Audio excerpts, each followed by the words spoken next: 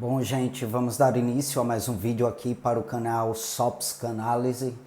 Nesse vídeo aqui eu venho trazer para vocês uma elucidação lacaniana abarcada por conceitos lacanianos que acabam provocando uma confusão, né? Conceitos aí que estão sedimentados em suas obras e que, por serem semelhantes, acabam produzindo uma confusão, tá? Eu vou falar hoje aqui com vocês, eu vou conversar com vocês sobre esses dois termos.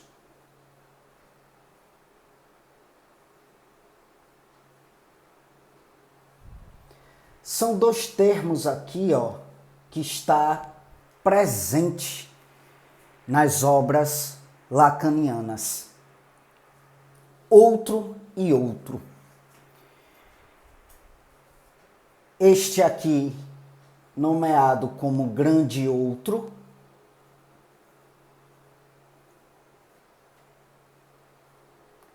e este aqui, nomeado como pequeno outro.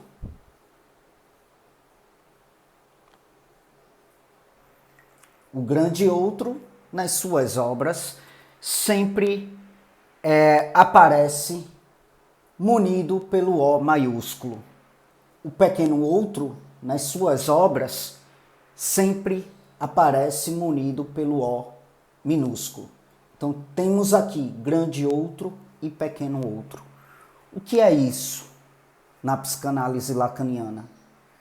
Né? Porque esses dois termos, e aí com este pequeno diferencial que inclusive provoca confusão, sobretudo no aluno que está iniciando os estudos voltados aí para a psicanálise lacaniana.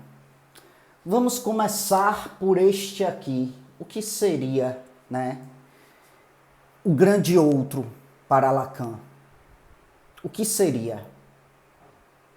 Na verdade, eu não vou começar explicando esse cara aqui, eu vou explicar este aqui, porque a explicação deste vai trazer uma maior clareza sobre o que de fato é o grande outro. Porque este aqui, o pequeno outro, ele está envolvido neste grande outro. Então, vamos por escala. O que é o pequeno outro? O que significa o pequeno outro na psicanálise lacaniana? Vejam bem, o pequeno outro é aquele que é semelhante a nós.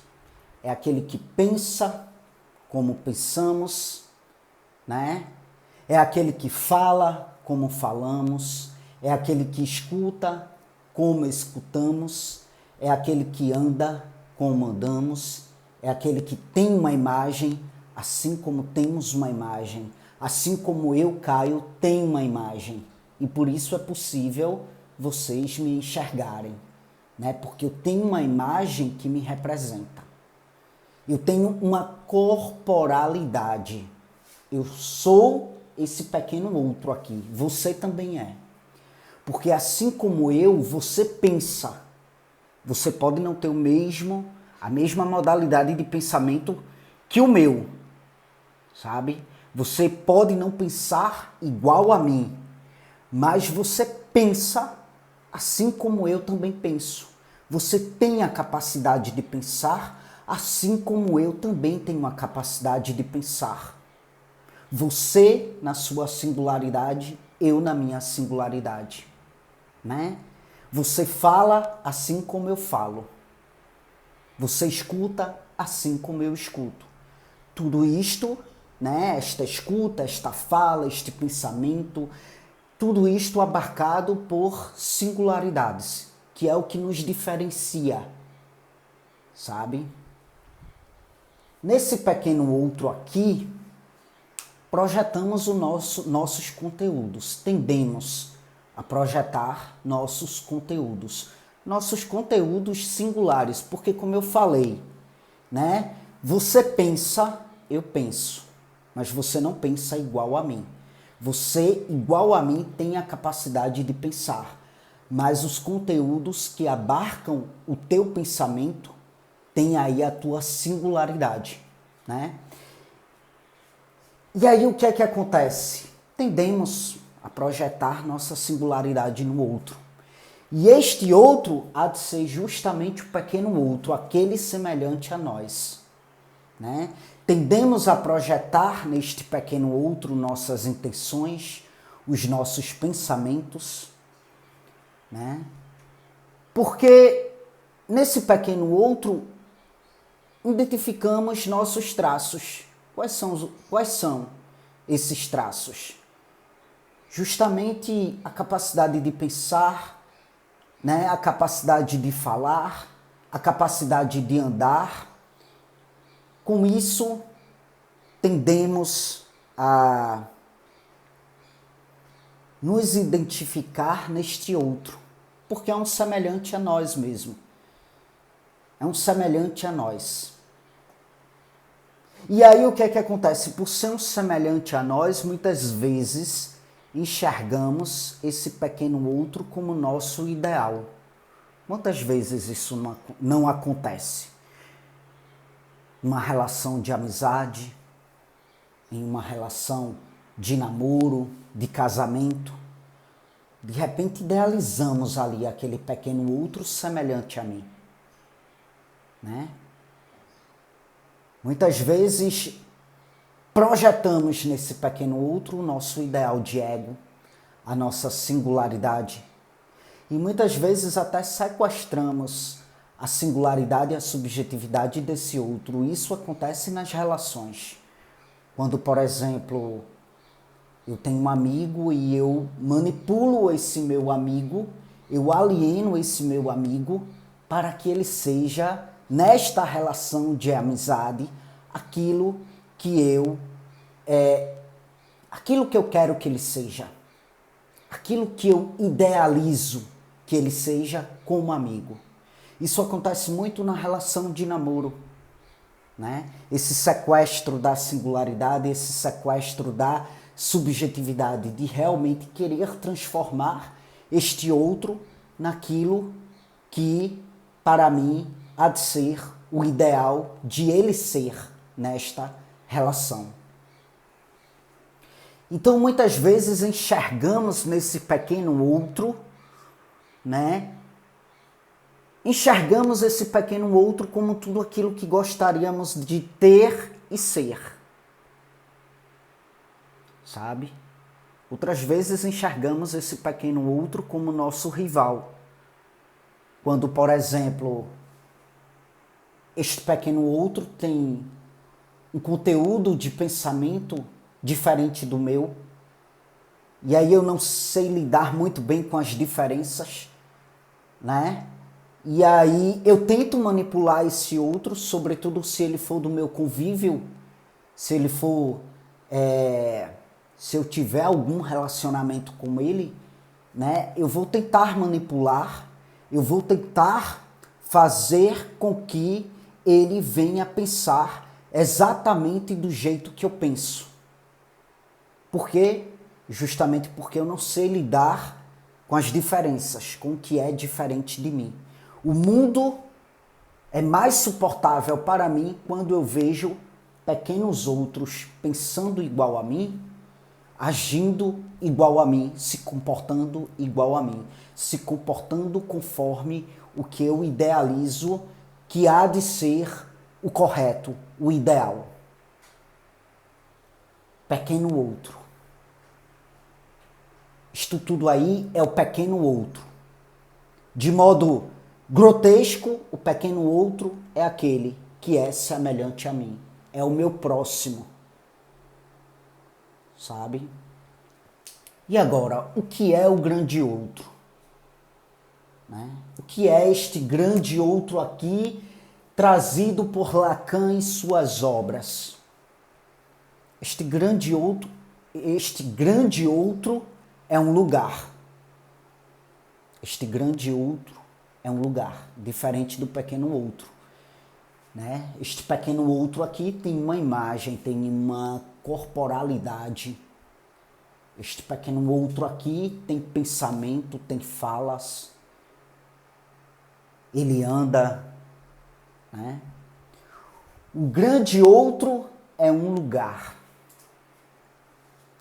O grande outro é aquilo que não é o mesmo que eu. É uma alteridade. Como assim, Caio? Como assim uma alteridade? O grande outro é aquilo que eu tenho em mim, mas que não é idêntico a mim, que não está dentro da minha identidade. Como diz Kenneth, o grande outro é o lugar em que o sujeito ele é mais pensado do que ele efetivamente pensa. O grande outro é uma alteridade. O grande outro me pensa. Não sou eu que penso este grande outro. É ele que me pensa. É o lugar onde eu recebo a minha própria mensagem, mas de modo invertido. Eu recebo esta mensagem de maneira invertida. E por isso, por ser uma mensagem invertida, muito embora seja minha, mas por ser uma alteridade, por ela vir de modo invertido, eu não identifico como sendo minha. Eu não identifico como sendo a minha mensagem. E por isso é uma alteridade, que é o contrário de identidade. É uma alteridade ao eu consciente. Não é identificado pelo eu consciente como parte do eu. Isso tudo aí quem promove é este lugar chamado o grande outro. Esse grande outro, gente, fazendo uma analogia, é como se fosse uma pasta, sabe? É como se fosse uma pasta de arquivos, entende? E esses arquivos são os ditos. São os ditos de todos os pequenos outros. E por isso que eu disse para vocês, não, primeiro eu preciso explicar o que é o pequeno outro, já que ele forma o grande outro, já que ele compõe o grande outro, né? Então, gente, o grande outro é como se fosse uma pasta de arquivos. Esses arquivos, né, neles estão armazenados os ditos dos pequenos outros. Os ditos que me marcaram, que foram importantes para mim, para a minha infância, para a minha história de vida. Muito embora ditos doloridos, muitas vezes, mas vai ficar ali, armazenado nesta pasta, chamada de grande outro. Inclusive, nesta pasta, tem até ditos de antes do meu nascimento. Desde quando eu estava lá, né, no ventre da minha mãe, formando-se. E aí vem meu pai, me idealiza, vem minha mãe, me idealiza, vem meu pai, conversa com a barriga da minha mãe. Né? Como eu sou um homem trans, com biológico fêmea, todo mundo achava, idealizava que eu seria uma mulher, por exemplo, uma garota, uma menina. E ali estava meu pai, a filhinha do papai, a bonequinha, a princesinha, tudo isso, todas essas coisas são armazenadas nesta pasta que há de ser o grande outro. É tudo aquilo que é imputado a mim e que, muito embora no decorrer da minha história, no decorrer da minha evolução como ser humano, eu venha esquecer desses ditos, mas eles não somem do meu aparelho psíquico.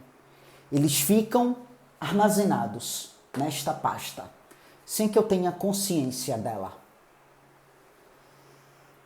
Nesta pasta está armazenados os conteúdos correspondentes à nossa cultura, sabe? É tudo aquilo que vai nos constituindo como sujeitos.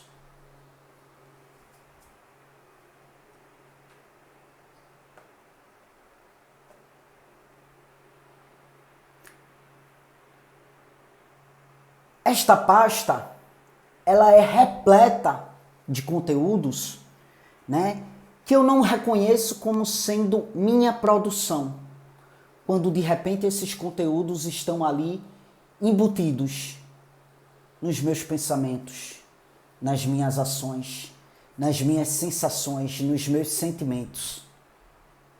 Nossa, ultimamente venho estado com bastante ansiedade e eu não sei porquê. Eu não sei porquê. Conscientemente eu estou bem, minha vida está ótima. Por que eu estou tendo ansiedade? Por que eu estou tendo aqui uma angústia que sufoca? Uma angústia que trava a garganta. Por quê? Não entendo. Nesse sintoma está embutido conteúdos que estão armazenados no grande outro. Neste lugar aqui está a minha história, está a sua história. É um lugar onde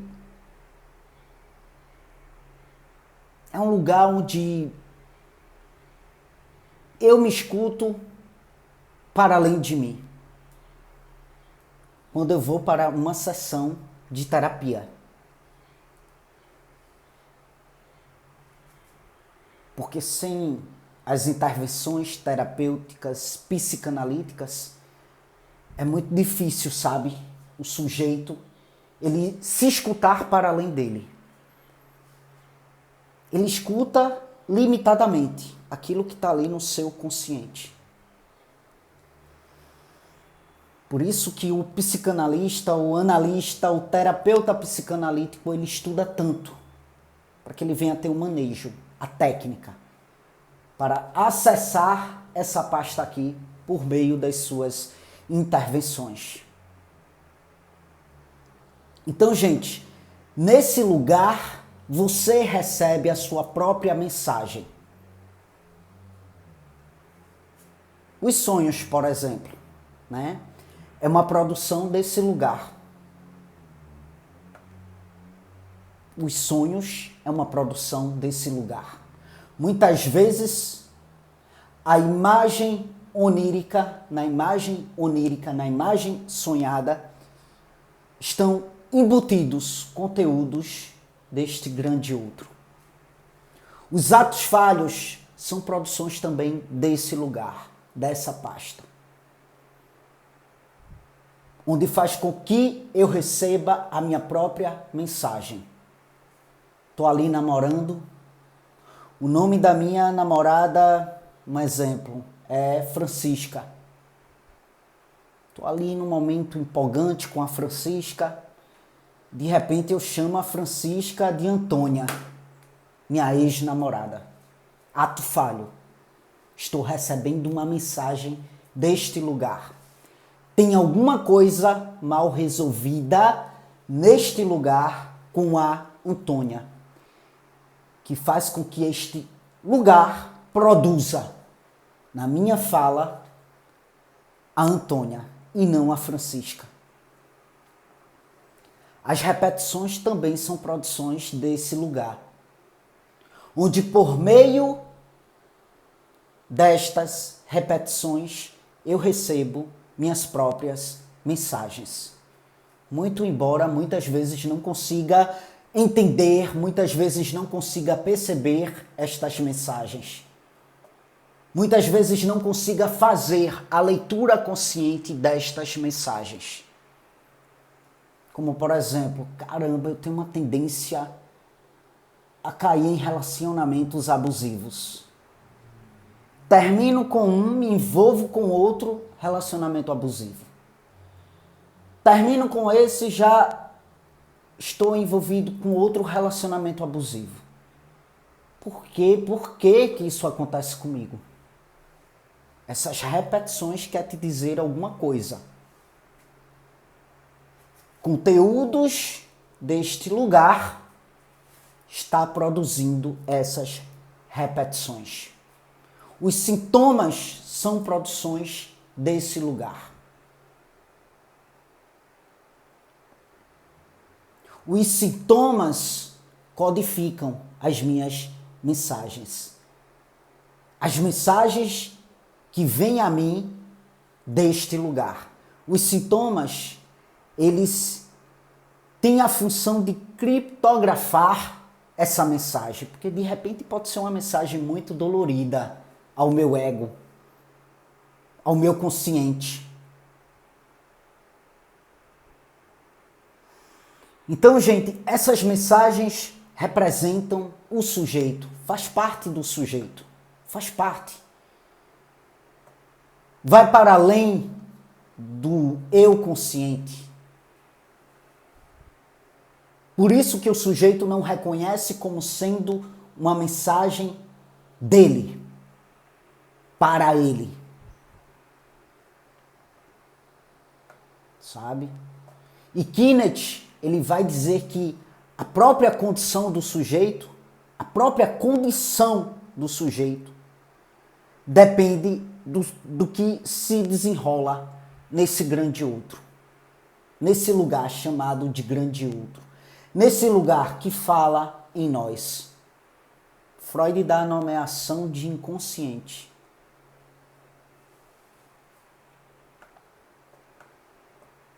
A este lugar, Freud dá a nomeação de inconsciente. É um lugar em que somos pensados, sabe? O lugar em que pensamos há de ser o consciente. No inconsciente, somos pensados. O inconsciente é a outra cena. É um grande outro. Por que grande outro? Um outro para além de mim, para além dos meus semelhantes, que é este pequeno outro aqui. O inconsciente é o outro palco. Lá existem conteúdos os quais não são passíveis ao consciente de modo nu e cru, de modo literal. Vem codificado, criptografado. Estes conteúdos estão nesta pasta aqui, que há de ser o grande outro, insatisfeitos. Por quê? Porque não podem se revelar. Estão experienciando o armário. Estão experienciando o armário. E tem vida própria. Tem vida própria esse armário. Esse grande outro tem vida própria. Por isso que Freud vai dizer que o eu não é o senhor em sua casa. O eu consciente. O senhor em sua casa é esse grande outro. E aí, este grande outro está abarcado de conteúdos insatisfeitos. E como que eles se satisfazem? É justamente pelas produções que eu já citei. Sonhos, atos falhos, repetições, xistes. Esses fenômenos aí codificam essas mensagens vindas do grande outro, a fim de proteger o ego da informação que está armazenada nessas mensagens. Por isso que é tão importante a terapia. Na terapia, essas informações podem ser desveladas e a angústia que ela vai provocar pode ser trabalhada no ambiente terapêutico, no set terapêutico. Então, esse grande outro é um lugar simbólico, lugar onde estão os significantes, aqueles conteúdos que têm um sentido singular, um sentido subjetivo. E é por isso que Lacan vai definir que o grande outro, vai definir, na verdade, o grande outro como tesouro dos significantes. Aqui há uma variedade desses significantes. É um lugar onde as cadeias significantes do sujeito se articulam. E esta articulação não é passível ao consciente. Elas se articulam, determinando o que esse sujeito pensa. Por que eu estou pensando tanto nisso? Não entendo de onde vêm esses pensamentos. Vem do nada assim, de repente. Isso não tem nada a ver comigo, mas não sei por que eu fico pensando nisso o tempo todo. É isso. Essas cadeias significantes determinam o que o sujeito fala. Muitas vezes você fala uma coisa e... Não, olha... Peraí, calma. Não foi isso que eu quis dizer. Mas disse. Por que será que disse? Né? Essas cadeias significantes articuladas neste lugar determinam o que o sujeito sente. Estou sentindo uma tristeza, uma angústia, que eu não sei de onde vem. Não sei por que eu estou assim. Né? Essas cadeias significantes que se articulam no grande outro determinam como o sujeito age muitas vezes. Cara, não sei por que agir dessa forma, foi por impulso. Não sei por que, não era assim que eu gostaria de ter me comportado. Entende? Então, esses significantes que se articulam neste grande outro, né? Não é algo passível da percepção consciente desse sujeito, a não ser que ele se trabalhe em terapia. Nas profundezas do pensamento, nas profundezas da fala, nas profundezas do sentimento, nas profundezas da ação, está um grande outro, falando, gritando, pensando, berrando. A morte, por exemplo, é uma composição desse grande outro. O significante morte vem de um pequeno outro, de um semelhante a mim. Por quê? Eu nunca morri. Então não tem como esse significante ser essencialmente da minha natureza, ser essencialmente do meu consciente, ser naturalmente da minha vivência. Por quê? Porque eu nunca morri. A percepção consciente que eu tenho da morte não é da minha morte, mas é da morte do pequeno outro. Deste pequeno outro aqui, do semelhante a mim. A representação que eu tenho da morte, a representação consciente, né, que eu tenho da morte, não é uma vivência minha. Para eu ter uma representação consciente da minha morte, para eu ter a imagem da minha morte, eu precisaria ter morrido. E isso é algo que está no campo da impossibilidade, porque não há indícios de consciente na morte, obviamente. Então, gente, na clínica psicanalista, né, na clínica psicanalítica, o analista ele vai se servir deste lugar. Para quê? Para fazer interpretações, para fazer intervenções, para assim fazer o sujeito mais e mais dominante nesse lugar, chamado de grande outro. Para fazer com que o sujeito mais e mais se reconheça como autor daquilo que ele está produzindo e reproduzindo, que é proveniente desse grande outro, que fala nele, que pensa ele, que influencia ele, que é dele, mas que ele não reconhece como sendo dele. Por quê? Porque é uma alteridade. É um significante extraído de um pequeno outro para compor esse lugar que habita nesse sujeito, lugar este nomeado de grande outro. Que te faz produzir determinadas ações, falas, pensamentos, sentimentos, sensações. Esse grande outro é uma alteridade ao sujeito, né? Porque muito embora seja um lugar que habita neste sujeito, mas neste lugar ele não pensa, ele é pensado. E como ele não pensa neste lugar, é um lugar estranho a ele, não familiar a ele, não identificado por ele. Por isso, uma alteridade e não uma identidade. É isso, gente. Eis aí mais uma elucidação, tá bom? Eu sou terapeuta psicanalítico. Quem tiver precisando de terapia, me procura no WhatsApp que vai estar aqui abaixo do vídeo, no comentário em destaque. Minhas sessões são 100% online, então me procura para saber mais informações. Para além disso, eu tenho outros projetos, meus outros canais aqui no YouTube, dá uma olhada aí no comentário em destaque, e também ministro um curso de psicanálise lacaniana. Não é um curso que vai te conferir um título de psicanalista, é um curso de aprendizagem mesmo, tá bom? Mas confere certificado de hora complementar, caso você seja universitário e precise de horas complementares, né? Me procura, ou melhor, vou deixar o link do curso, de inscrição no curso. Você clicando no link, você já vai direto para a página do curso. E lá você vai conhecer valores, como que funciona o curso e enfim, tá bom? É isso. Muito obrigado pela atenção de vocês e até as próximas gravações.